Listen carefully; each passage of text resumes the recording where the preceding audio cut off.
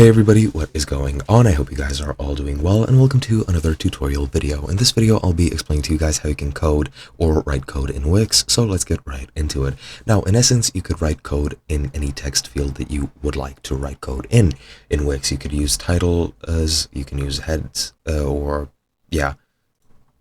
these text fields that you can see here. You can use headers, you can use text fields, you can use whatever you want.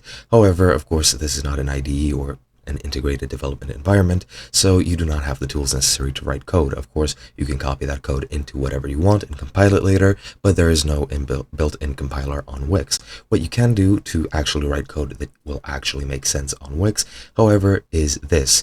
You can go ahead and add an element, and that element is going to be embedded code. As you can see, you can click embedded code over here. You have popular embeds, and you can add custom elements, or you can add embed HTML or embed a site. Embed a site doesn't write code, however you can embed HTML. Now once I add this element, as you can see here, it is just a empty HTML embed element, and as you can see, you can add HTML code over here, and you can only add it for HTTPS. So make sure that you add HTTPS code and not HTTP. It does need to be secure, but you can write your HTML code here, and you can pretty much just display whatever you would like in this embedded HTML window. And that is basically the only options you have for actually writing code. So that's been it for me. Hope you guys enjoyed, and I'll be seeing you guys in another video.